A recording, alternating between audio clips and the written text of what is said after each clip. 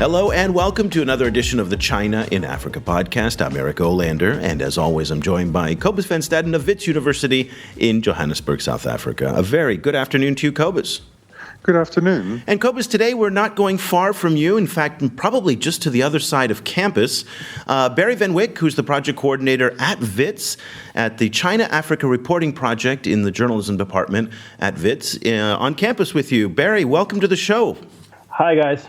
It is fantastic to have you on the show, Barry, in part because we're going to be talking about journalism and the practice of journalism covering China, Africa. And the reason why we're thrilled to have a representative from the WITS China-Africa Reporting Project is in part because they are just about to launch a really amazing piece of writing. It's called Trailblazers, the Best of the WITS China-Africa Reporting Project, 2009 to 2014. And it's a collection of 17 articles. It's about 100 pages of some of the best reporting that you're going to see on China, Africa.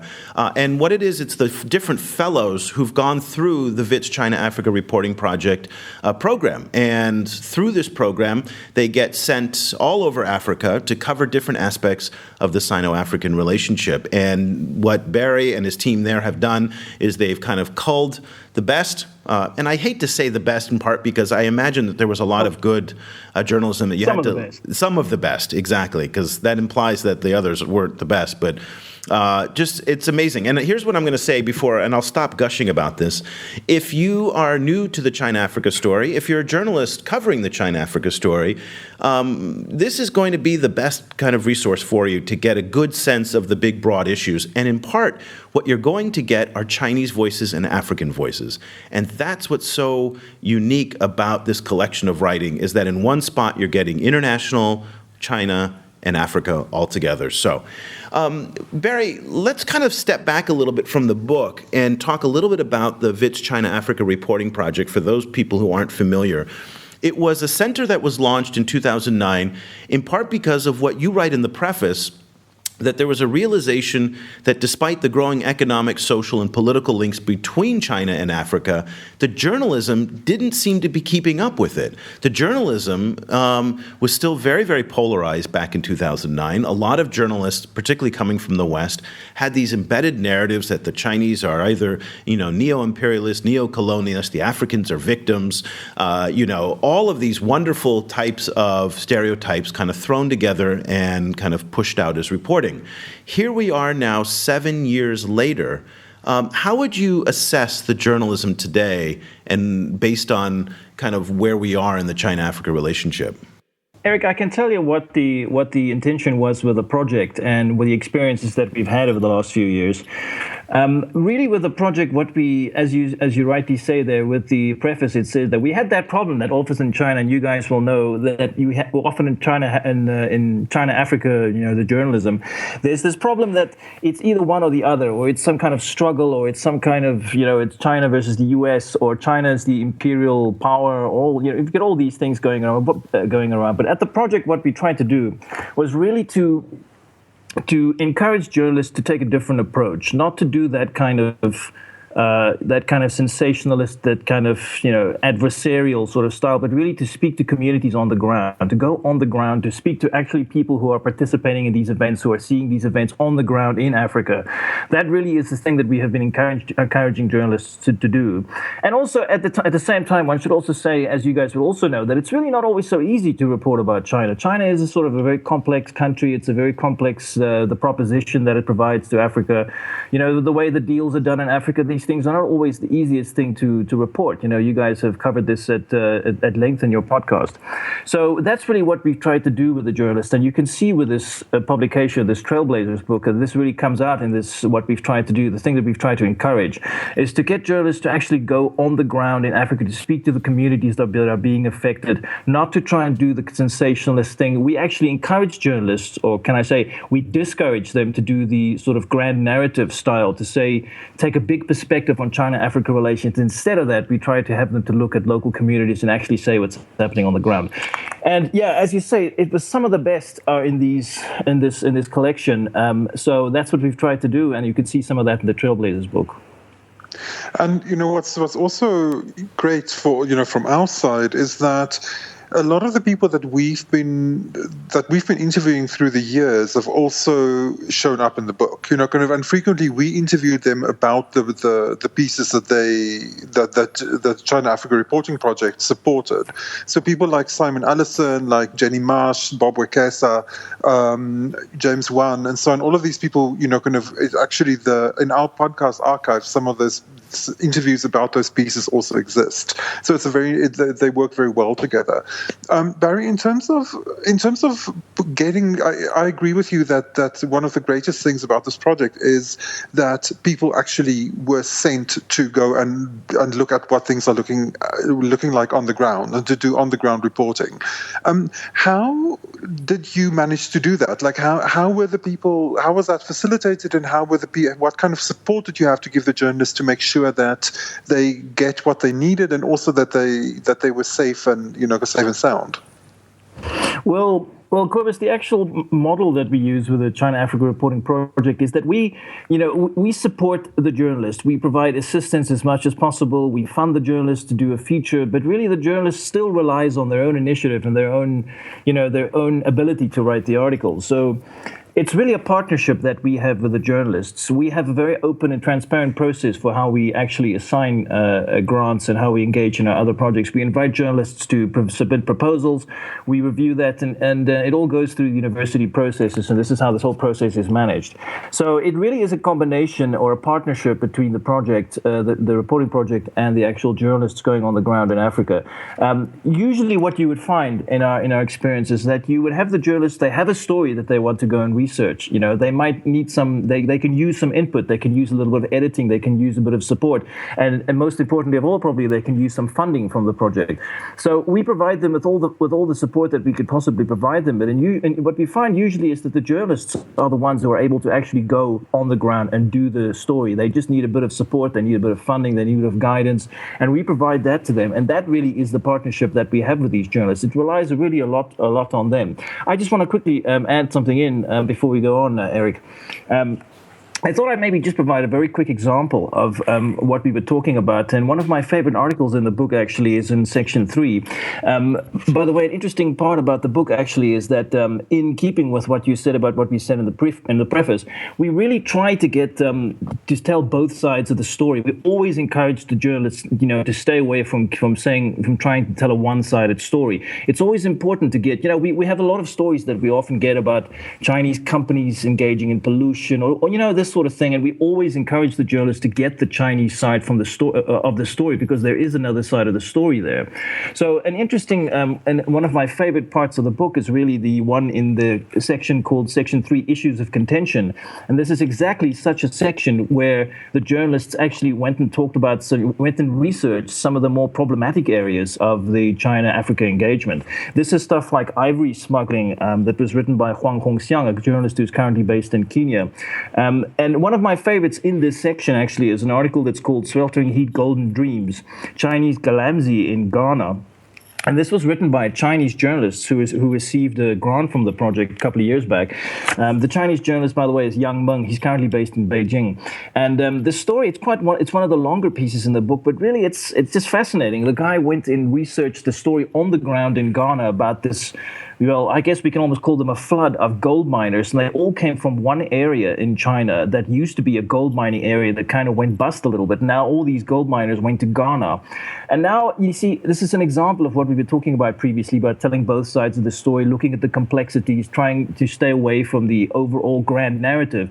Because the situation on the ground in Ghana, as explained in this article, is really actually quite complex. It really is a question of, there's now a question of competition because you have these foreigners coming in, but they bring technology with them. And some local miners were concerned that they were bringing some kind of pollution with them and environmental damage with them. But then there's a question with corruption on the, some local officials. I mean, the story is just incredibly complicated, and it just tells you, it's just one example of this incredibly fascinating and complicated patchwork that's happening as we speak in the African continent. And that is, just one example of the kind of stories that's brought out in this book. Well, I'm familiar with Hong Xiang's reporting and the work that you guys also did in Ghana, but I guess my key question is were these stories written in Chinese for a Chinese audience and published in China? Yes. Yes, they were. Because in this particular case, the stories were written in Chinese. They were translated and then repackaged slightly for this book. Because you and I both know you've lived in China for quite some time. I've lived there for over 10 years, and I read Chinese every day, Chinese news, and the reporting on Africa is atrocious. It is simplistic.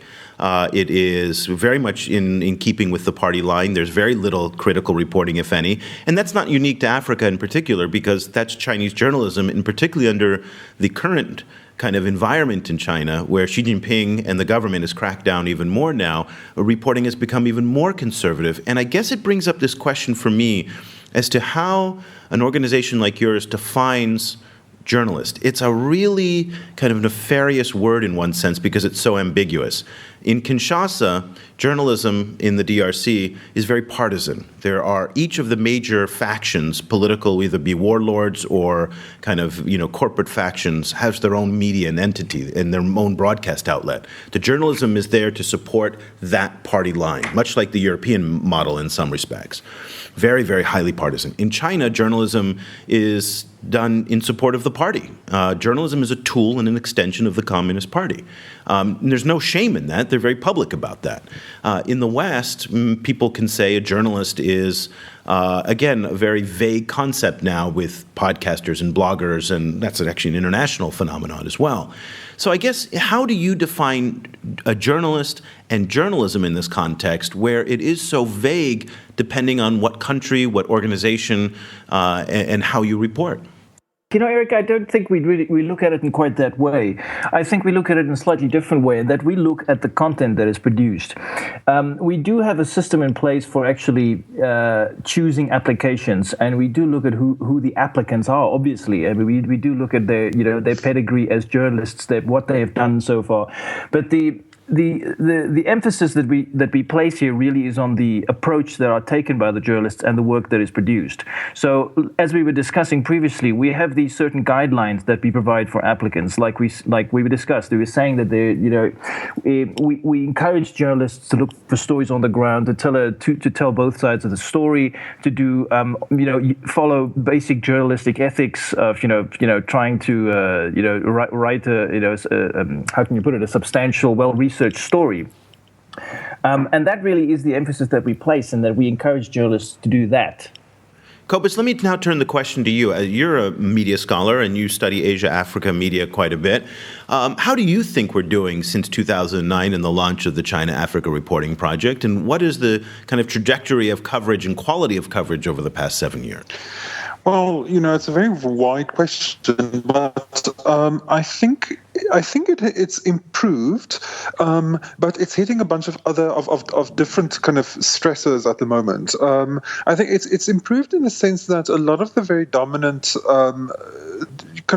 myths about China-Africa relations seem to be kind of dispersing slightly. Really, you think so? I don't see that happening.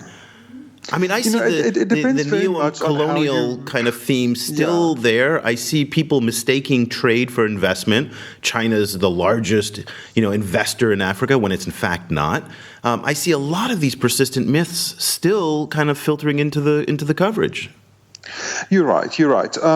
I think some of them are still around, and they're going to be around for a while. But what I was more thinking of is that to a certain extent, there is a normalization of Chinese presence. So, kind of a lot of business reporting, for example, is just simply reporting on this company, kind of invested in this.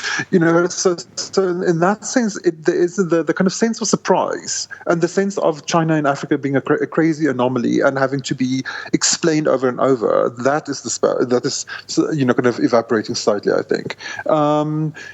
So as you say, I think some of the myths are staying, and there's a lot more work that needs to be done. The other problem, I think, is that is the budgets of that are related to reporting in Africa, and that I think is creating some other kind of a new set of problems in the sense that now that China-Africa relations are becoming more normal, that it's becoming part of reality and isn't kind of drawing a lot of anxiety in the West. There also isn't as much money, I think, kind of to keep pursuing kind of new reporting. And I think especially because reporting in Africa is expensive, kind of it's, so I think that is actually part of the problem, kind of we're hitting some kind of economic realities that will need to be kind of overcome in new kind of ways. Barry, let me get a take on you from this point of view, because I think what you said was very interesting, how a lot of, say, non-Africans will come to Africa and try and do the kind of 10,000 meter story. This is the big picture. And what's interesting for Cobus and I, who, sit in front of Twitter and Facebook and Google all day posting stories, we're curating kind of stories all day. I probably posted 15 stories today on China, Africa. I find that the local coverage by the kind of Nairobi press or by the Kinshasa press in some ways is the most balanced. And that's a little bit counterintuitive, but what they will report on is this particular infrastructure deal, a very, very small thing, or they will report on this kind of cultural exchange from, Fujian province sent a delegation to, Luanda. And it's just a very small micro story. And because it's so focused, it doesn't have a lot of the kind of pejorative, stereotypical kind of baggage that will come with, say, the New York Times correspondent who flew into Angola for the first time to cover China, Africa. I'm using the New York Times as a whipping boy there, but you see my point. And so in some ways, there's been a big expansion of African reporting on the China-Africa story, and in some ways, it's more balanced and more accurate than almost anything else that's out there. Eric, I think that's exactly right. In the experiences that we've had recently, is we've had a few fascinating reports that are exactly in that vein. A few examples of that is Moses Wasamu, who is a Kenyan journalist, and I'm not sure if you guys saw his report, but he actually wrote a lengthy report with a grant that he received from our project, and his report was published, I think, about a week ago or so in online, and it's actually focusing on the Standard Gauge Railway project over there, and he was speaking to all the communities some of the communities that are based on the route of this project and the experiences that they've been having with the company, with the contractors, with environmental issues and all these things that are going on there. And really, if you actually read that, you get a fascinating perspective. You get a different perspective of what is actually happening on the background of all these big stories, the big deals that are happening. You see this, and we have seen this actually in several countries, and where we have had journalists that are participating in our project. We've seen this, for example, in Zimbabwe a lot recently. There was another journalist who wrote quite a lengthy report about certain individual projects that were going on. There was the loan provided to the city of Harare, for example, and these things that I think you guys saw the particular report I'm talking about. This is the sort of thing that I think really sheds a very interesting light on these deals, where these journalists take one particular issue, one or two particular issues, and then actually go and research what has happened, what were the conditions of the deal, has this been implemented? If not, why hasn't this been happening? What were the delays, and what are the impact on people actually in the area? And I think this is something, as you say, that is happening in African media, and African journalists are doing some of this. And I think it's a fascinating contribution that these journalists make in this way. Barry, in working with all of these journalists, have you encountered different styles of journalism, like different philosophies of journalism, I mean, coming from Africa, from the West, from China? Or is it a kind of transnational, everyone really thinks about journalism in the same way, shared culture? Like kind of how is journalism thought of by different journalists from different places?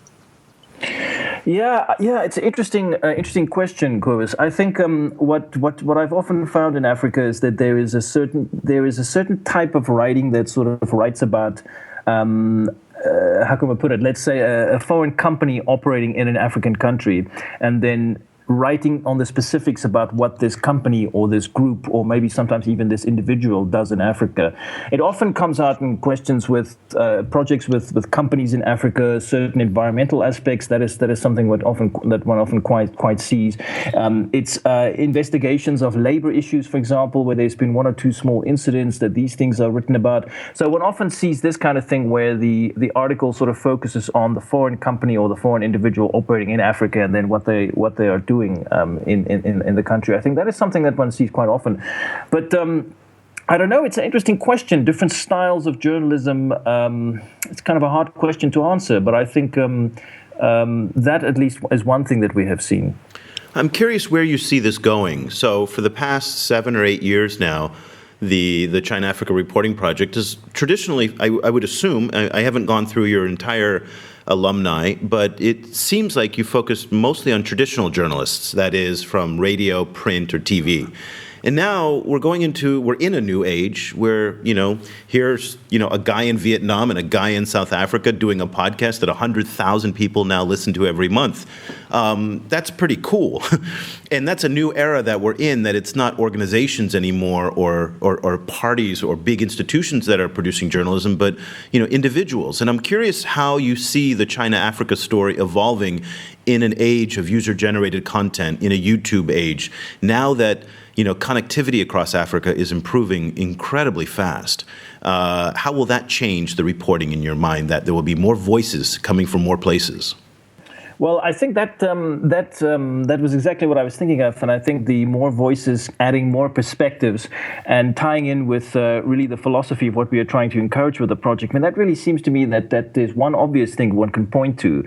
That one can hear more the voices of more people and the perspectives of more people, and what people are going through, what people are experiencing on a really a very basic ground level. I think that is something that is going to happen increasingly, that we haven't really seen a lot of before. That is something that is sort of coming in relatively recently. We have a lot of voices from people on real ground level. That is something that I think we will see increasingly. How do you foresee the medium changing? Is China-Africa Reporting Project planning to kind of move into other kinds of media? Say, for example, kind of different kinds of social media and other formats of sharing information. Do you foresee any kind of expansion beyond the traditional long form article or kind of TV documentary, that kind of format? Well, Cobus, actually, what we do at the project is one of the core goals. We have about we have actually a few 6 or 7 things that we actually, the objectives that we strive to achieve with the project. One of this is to create an international network of journalists and media people, and have these people increasingly on a cross-continental basis interacting with each other and supporting and engaging with each other. So we do this not only in providing grants for long-form journalism or other forms of journalism. We actually do this by actually directly facilitating engagement between these people, journalists of different continents. So one of the ways that we are doing this is we do reporting tours of African journalists to China and China journalists to Africa, and we've been doing these tours for quite a few years now already. And we actually have one of them coming up this year as well, in late October, early November. We have a tour of African journalists who are going to China and are going to be hosted at the China University of Communication, and we also have a tour planned for later in the year for when we're going to have Chinese journalists coming to Africa and engaging with local journalists. So we try and do this in as many ways as we possibly can. We don't just support journalists to actually do journalism. We actually also support and provide a platform for journalists of Africa and China to engage with each other via these other ways as well. Well, the book is called Trailblazers, the Best of the WITS China-Africa Reporting Project, 2009-2014. Barry, when is it coming out, and how can people get it if they want it? Well, Eric, it's already out. It's been out for a month or so, and it is actually available for download on our website. And we can provide that link maybe just in a little bit. But actually, the book is available for download, or alternatively, it can be read in individual sections. All the articles can be read in their 4 sections in HTML format as well. So it's all there. It's on the website. Fantastic. And the actual website. Maybe I should just give the link. Go ahead. The actual website is China-Africa-reporting.co.za. There we go. And we'll put a link to the book in our show notes. I was just perusing through it. Again, Cobus and I have had a lot of the people, so if you're a regular listener to the podcast, you will recognize a lot of the contributors to the book, but it is just fantastic. And it is a very unique piece of writing in the sense that, again, you get all of these different voices from China, from Africa, and from international all together in one spot. My only complaint and I'll just put a minor complaint, and this is my bigger media critique as well, is that we're not hearing enough Arabic North African voices in this discussion. That's my one kind of observation, both on terms of the book, but also in the broader discussion about media coverage, that there still is very much a definition of Africa as being sub-Saharan. But, Eric,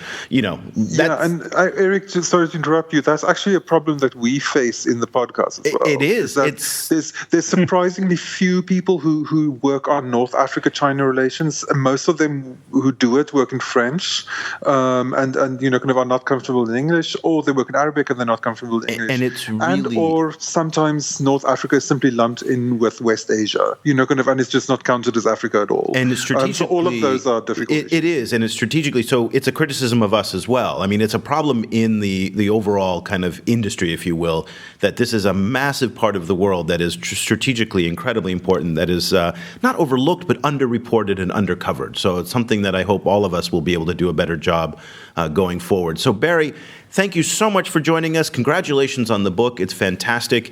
If people want to follow also what you guys are doing at the China-Africa Reporting Project, what's another way that they can stay in touch with you guys? As I mentioned, the website is one way. Another way to do it, maybe more directly, is on Twitter. We have a Twitter handle for the project, and that can be found at Wits China Africa. All one word, and they can find us on Twitter at that handle. Excellent. That's Wits, W-I-T-S, for those of you who are not from that part of the world. I think a lot of Americans are probably thinking it's V-I-T-S, so I just need to clarify that for my people. And Cobus, where can people follow you if they want to stay in touch with what you're reading and writing these days? You'll see me on our Facebook page, which is facebook.com/China Africa Project, where we curate the steady stream of China Africa updates. And also I'm on Twitter at Stadenesque. That's STADNESQUE.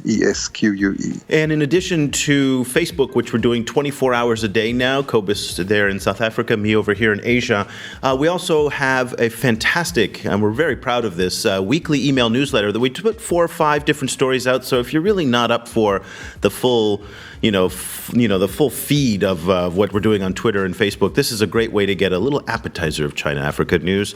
We also have relaunched our mobile apps. Those are back out again, so on Android and on iOS. And finally, if you want to subscribe to this podcast, best way to do it, follow us on either the China File website, that's the Asia Society's excellent Chinese news and current affairs and opinion website. Look for us under the China-Africa Project, or please head over to iTunes and just look for us under China and Africa. And if you could leave a little bit of a comment or a rating, that would help other people find it, and we would really appreciate that. So we'll be back again very soon with another edition of the China in Africa podcast. Thank you so much for listening.